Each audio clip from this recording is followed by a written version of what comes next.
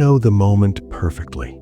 You are sitting alone in a room, perhaps reading a book or scrolling through your phone, surrounded by the comfortable silence of your own home. The door is locked, the windows are closed. You know logically that you are the only living soul in the space. The atmosphere is still, and the ambient noise of the day has settled into a quiet hum.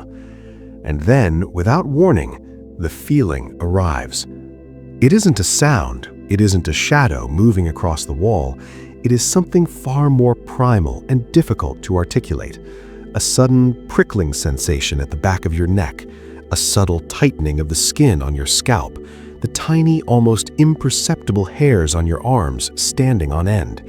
Your attention, which was previously focused entirely on the task at hand, is violently pulled away by a single, overwhelming certainty. Someone is watching you. You freeze. You stop breathing for a fleeting second to listen. Your heart rate elevates, ticking up just a few beats per minute, preparing your body for action. Slowly, you turn your head. You scan the room, looking into the dark corners, checking the doorway, glancing toward the window. There is nothing there. The room is exactly as you left it. The furniture is stationary. The shadows are just shadows. You are, as you knew you were, completely alone. You exhale, perhaps laughing a little at yourself, shaking off the tension. You tell yourself it was just your imagination, a momentary glitch in your mind. You return to what you were doing. But for the next 10 minutes, you are different. You are alert. Your ears are tuned to a higher frequency. The feeling of safety has been punctured, not by a threat, but by the phantom of one. This experience is nearly universal. It transcends culture, age, and geography. It is so common that we have folklore and ghost stories dedicated to explaining it away, inventing invisible entities to account for the sensation. But the truth of this phenomenon is far more interesting and far more grounding than any ghost story. It is not a sign that your house is haunted. It is not a sign that you are losing your grip on reality. It is a sign that your biology is working exactly as it was designed to. Why does the human body react with such visceral physical certainty to a presence that does not exist? Why does the brain, the most complex computer in the known universe, generate a false positive of being observed? To understand this, we have to peel back the layers of civilized comfort we live in and look at the ancient machinery operating beneath the surface of your conscious mind. We have to look at how you are wired to survive. The answer begins in the architecture of the human brain, specifically in the interplay between your sensory processing systems and your threat detection centers. When you feel that gaze on your back, you are experiencing the activation of a highly specialized biological radar system, one that has been refined over millions of years of evolution. Consider the environment in which your ancestors lived. For the vast majority of human history, we were not at the top of the food chain, or if we were, our position was precarious. We lived in environments where predators could approach silently from behind. We lived in a world where a rustle in the grass could be the wind, or it could be a leopard. In that world, the cost of making a mistake was fatal. If you heard a noise and assumed it was a predator, but it turned out to be the wind, the cost was low. You wasted a few calories being afraid, your heart beat faster for a moment, and then you calmed down. However, if you heard a noise and assumed it was the wind, but it turned out to be a predator, the cost was everything. You would not survive to pass on your genes. Therefore, the human brain evolved with a distinct bias. It is biased toward paranoia. It is engineered to make type 1 errors, false positives. Your brain would rather you be wrong 1,000 times about being watched than be right once and not notice it until it was too late. This is not a malfunction, it is a safety feature. This system is largely governed by the amygdala, the almond-shaped cluster of nuclei deep within the temporal lobes. The amygdala processes fear and processes emotional significance. It operates much faster than your conscious rational mind. Before you can logically think, "There is no one here," your amygdala has already triggered the sympathetic nervous system, releasing adrenaline and cortisol, causing that prickling sensation on your neck. But it goes deeper than just general fear. We have to talk about the gaze detection system. Scientific research suggests that humans have a dedicated neural network specifically tuned to detect eyes. We are social animals, and for us, eyes are the most critical signal in our environment. Eyes signal intention. If someone is looking at you, they might want to talk to you, they might want to mate with you, or they might want to hurt you. Direct gaze is a high-stakes stimulus. This system is so sensitive that it can be triggered by incredibly vague data. Have you ever noticed how easily you see faces in inanimate objects? The headlights and grille of a car look like a face. A power outlet looks like a shocked face. Two knots in a wooden door look like eyes. This is pareidolia, but it serves a function. Your visual cortex is scanning the environment constantly, looking for the specific geometric pattern of a face and eyes. When you are alone, particularly in low light or when your vision is obscured, your brain is starved of clear data. It begins to guess. It takes the shadows in your peripheral vision, that blurry, undefined space at the edge of your sight, and it tries to resolve them into something recognizable. Because of that evolutionary bias we discussed, the brain defaults to the most significant pattern it knows, a watching face. Your peripheral vision is actually quite poor at resolution. It is designed to detect motion and contrast, not detail. So a coat hanging on a rack, a pile of laundry, or a shadow cast by a lamp can easily trigger the gaze detection circuitry. Your brain receives a low confidence signal from your peripheral vision that says that might be a person. The amygdala, acting as the overprotective security guard, immediately sounds the alarm just in case. This explains the physical sensation. The feeling of eyes on you is a cognitive shortcut. It is your brain interpreting ambiguous sensory information as a potential agent. We call this hyperactive agency detection. We are wired to attribute agency, intention, and consciousness to things that have none. We hear a floorboard creak, and instead of thinking physics and temperature change, our instinct asks, who did that? This is why the feeling often happens when you are absorbed in a task. When you are focused on a book or a screen, your attention narrows, your peripheral awareness is suppressed. To compensate for this blindness to your surroundings, your subconscious threat detection system ramps up its sensitivity.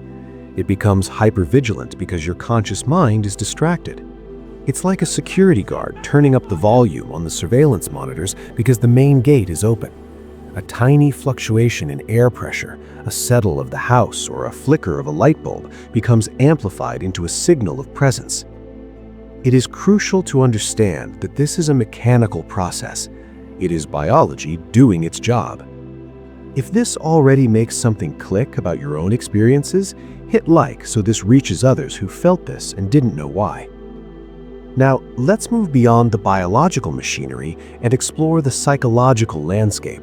Because this sensation is not just about survival instincts, it is also about the architecture of the self. While the brain's hardware provides the trigger, our psychological state often loads the gun. The feeling of being watched is frequently a form of projection, an externalization of internal processes. We must consider the concept of the imaginary audience. In psychology, this term usually refers to the adolescent belief that everyone is watching and judging them, but a version of this persists into adulthood. We are perpetually monitoring ourselves. We are social creatures who survived by adhering to group norms. Even when we are alone, we carry the internalized perspective of the other. We judge our own actions. We are aware of how we would look if someone were there. When you feel like someone is watching you, it can sometimes be a manifestation of your own heightened self-awareness. You are watching yourself. You are hyper-aware of your existence in the room. If you are feeling guilty, anxious, or insecure, this internal monitoring system becomes more active. The tension you feel inside, that tightness in the chest, that racing mind needs a container. The mind struggles to hold free-floating anxiety, so it projects that anxiety outward. It is easier for the brain to deal with "someone is watching me from the corner" than "I am feeling deeply unsettled by my own thoughts." We also have to talk about loneliness and the brain's hunger for connection. It is a paradox, but the feeling of being watched can stem from a deep biological need for social contact. Just as a starving person might hallucinate food, a socially isolated mind might generate the sensation of presence. If you spend a large amount of time alone, your brain's wiring doesn't just shut off, it idles, looking for a signal. Sometimes, in the quiet of a lonely room, the brain creates a phantom other because it is desperate to interact with something, anything. This is why the sensation can feel so intelligent. The presence feels like it has a mind because the mind creating it is yours. It is a reflection of your own consciousness, bounced back at you like a sonar echo. Furthermore, we must address the role of stress and hypervigilance. If you are going through a period of high stress in your life, financial worries, relationship issues, health concerns, your baseline cortisol levels are elevated. Your nervous system is already in a state of low-level fight or flight. You are primed for danger. In this state, the threshold for what constitutes a threat is lowered significantly. A noise that you would ignore on a calm day becomes a startling event on a stressful day. The sensation of being watched is often just anxiety looking for an object. It is your body telling you that it doesn't feel safe, and your mind trying to find a reason why. It scans the room, finds nothing, and fills the void with an invisible observer to justify the physiological feeling of fear.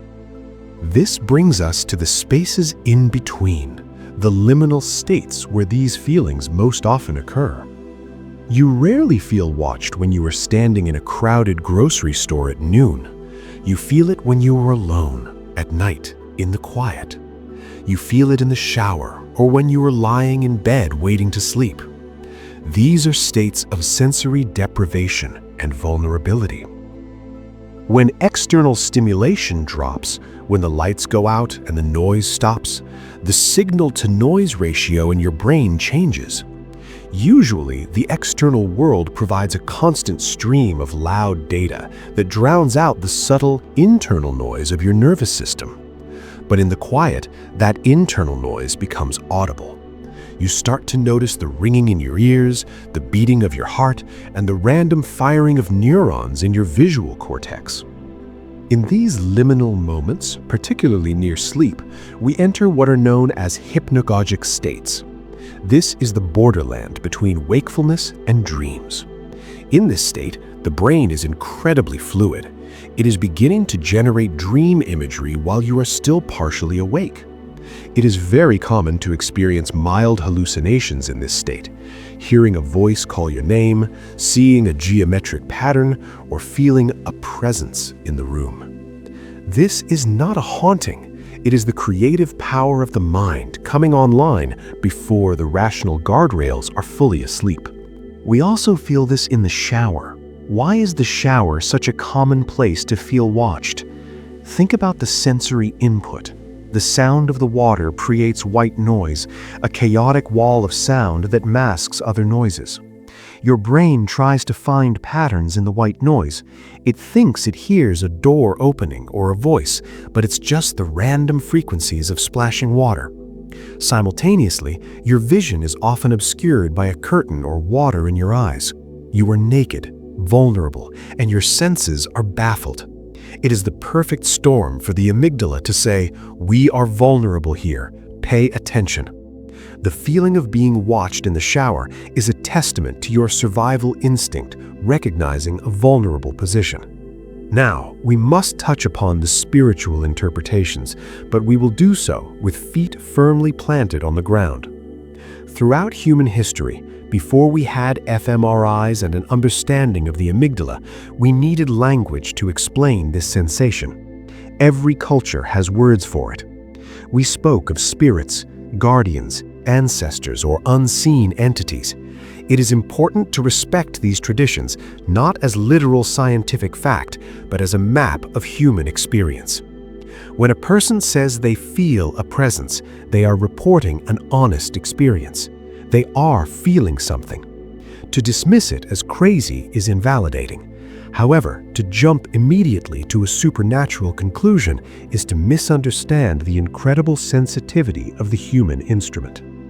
What if we reframe being watched not as a paranormal intrusion, but as heightened intuition? There are times when this sensation is actually your subconscious noticing something real that your conscious mind missed. Perhaps you smelled a faint trace of smoke. Perhaps you heard a low-frequency vibration from a passing truck. Perhaps you noticed a shift in air pressure because a window was left open. Your subconscious processing power is vast. It handles millions of bits of data that never reach your conscious awareness. Sometimes the feeling of being watched is your intuition nudging you to pay attention to your environment because something is different. It isn't a ghost, it's a change in the atmosphere. It's a draft. It's a subtle sound. The watcher is simply a metaphor your mind uses to get you to stop, look, and listen. We can view this sensitivity as a gift rather than a curse. It means you are tuned in. It means your perceptual filters are open. The problem arises only when we attach fear to the signal. If we feel the sensation and immediately think ghost or intruder, we trigger a panic loop. But if we feel the sensation and think, my nervous system is checking the perimeter, or my intuition is high right now, we can stay calm. We can acknowledge the feeling without validating the fear. We can respect the signal without believing the story our fear tries to write about it. You are not sensing a demon, you are sensing the vastness of the empty space and your smallness within it. That can be awe-inspiring rather than terrifying. So, how do we integrate this? How do we move from that prickly fear to a place of stability? First, validation. You are not crazy. The sensation you feel is real even if the watcher is not. It is a physiological event, a complex interplay of ancient survival wiring, sensory processing, and psychological state. Your body is doing exactly what it evolved to do: protect you. It is erring on the side of caution. It is a loyal watchdog barking at the wind. You don't need to be afraid of the dog barking. You just need to acknowledge it and let it know you are safe. Next time you feel that prickle on your neck, try not to whip around and panic. Pause. Take a deep breath. Acknowledge the sensation. Say to yourself, "Thank you, amygdala. I know you were looking out for me. I am safe here." Notice how the room feels. Notice the silence. Instead of filling the void with monsters, fill it with your own presence. Expand your awareness to fill the room. Remind yourself that you are the observer. You are the one watching. You are the consciousness occupying the space. This is about reclaiming your narrative. The feeling of being watched is fundamentally a feeling of powerlessness, of being the object rather than the subject. You can flip that dynamic. If you find that these feelings stem from a general hum of anxiety or negative self-talk, that internal imaginary audience judging you, it is helpful to work on the script running in your background. I have a free ebook called The Magic of Affirmations that I wrote specifically for this kind of internal regulation. It isn't about wishful thinking, it's about using language to stabilize your subconscious tension.